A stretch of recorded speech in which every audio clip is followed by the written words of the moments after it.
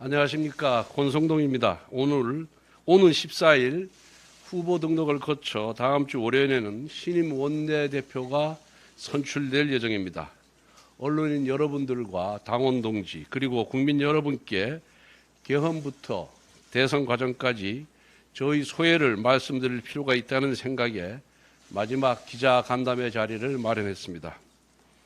윤석열 대통령의 계엄 때문에 일어난 탄핵 정국에서 저는 여러 동료 의원님들의 간곡한 요청에 따라 원내대표로 출마했습니다. 이를 두고 일부 의원들과 언론은 왜 친윤이 원내대표를 하느냐라며 비난하기도 했습니다. 저는 윤석열 정권 탄생에 적지 않은 역할을 했습니다. 이후 저에게는 친윤, 윤핵관이라는 수식어가 늘 붙어 다녔습니다. 그러나 저는 대통령에게 아부를 한 적도 없고 특혜를 받은 적도 없습니다. 대통령직 인수위원회에 들어가지도 않았고 윤석열 정부 내각에도 참여하지 않았습니다. 오히려 저는 대선 시기부터 윤석열 정권 출범 이후까지 윤 대통령에게 여러 차례 쓴소리를 한 바가 있습니다. 이로 인해서 당대표 선거 출마를 중도에 포기한 바도 있습니다. 더욱이 저는 2022년에 이미 원내대표를 역임했습니다. 제가 자리에 무슨 욕심이 있었겠습니까? 저는 원내대표 출마 선언 당시 밝힌 것처럼 당의 분열을 막기 위해 독이 든 성배를 마셨습니다. 윤 대통령의 계엄은 위법적인 계엄입니다. 정치적으로도 대단히 잘못된 선택입니다. 지금도 왜 계엄을 했는지 이해할 수가 없습니다. 그러나 윤석열 대통령은 떠나더라도 당은 살아남아야 한다고 생각했습니다. 과거 박근혜 대통령 탄핵을 거치면서 저희 당은 분열했습니다. 그 상처는 아직도 남아 있습니다. 분열한 탓에 정권까지 넘겨주었습니다. 저는 과거의 오류를 반복해서는 안 된다고 생각했습니다. 일단 당은 단일 대우를 유지하면서 탄핵 소추안 통과를 최대한 늦춰보려고 했습니다. 그리고 당시는 이재명 대표의 공직선거법 위반 2심 재판이 남아 있었습니다. 선거에 막대한 영향을 미칠 판결이었습니다. 사법부의 공정한 판결을 기대하면서 탄핵 소추안 통과를 늦춰야만 했습니다. 이렇게 시간을 버려야만 조기 대선에서 조금이라도 유리한 지형을 만들 수 있고 이러한 희망이 있어야만 우리 당이 살아남을 수 있다고 생각했습니다.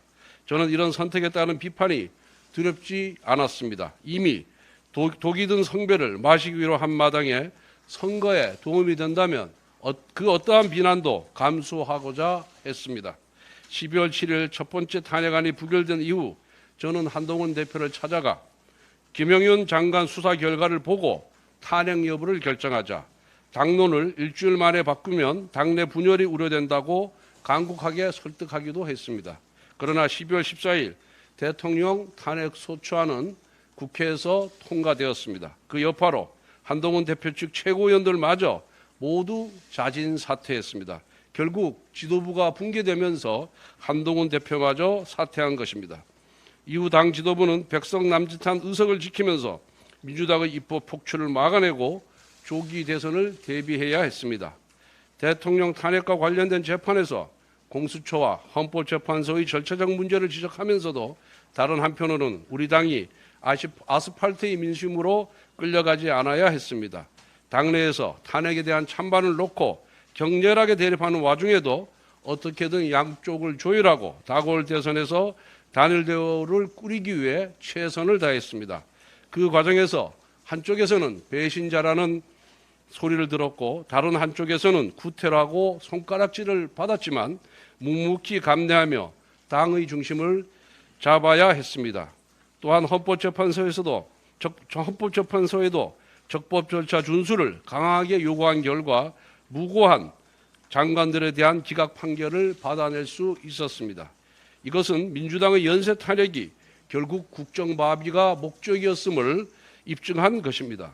무엇보다 민주당의 입법 독재와 이재명 후보의 재판 지연을 강하게 질타했습니다. 특히 공직선거법 위반과 관련해서는 633 원칙을 강하게 요구하면서 대선 이전에 대법원에서 유죄 취지의 파기환송심도 이끌어냈습니다.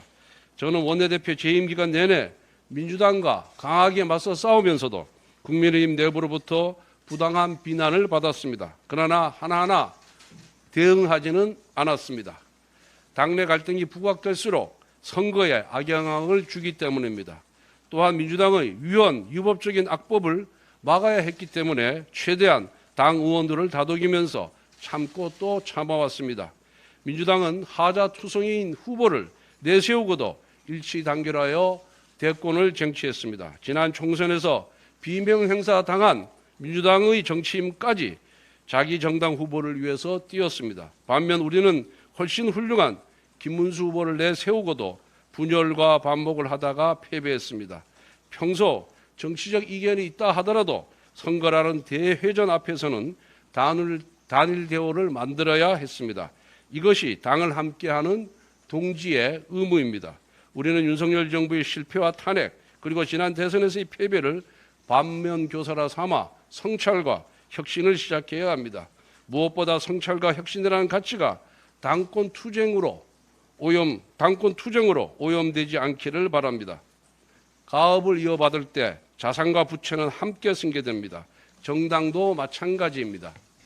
우리는 제1야당이라는 자산이 있으면서 동시에 윤석열 정부의 실패와 탄핵이라는 부채도 있습니다. 하지만 자산과 부채 중 어느 하나만 취사 선택할 수 없습니다.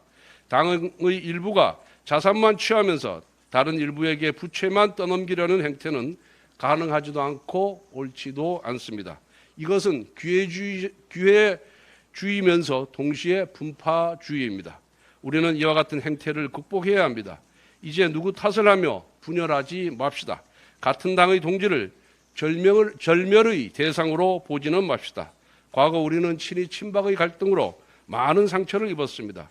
최근까지도 친한의 갈등으로 참 힘들었습니다. 이번 대선 때 김문수 후보 요청으로 계파 불용을 당헌에 신규로 넣은 것은 지난날의 과오를 되풀이하지 말자는 각오였습니다. 이제 차기 지도부가 우리 당의 아픔을 잘 치유해 주기를 바랍니다. 국민의힘이 분열의 늪을 벗어나 소속 의원 개개인이 모두 당을 위하는 정예로 거듭나기를 바랍니다. 감사합니다.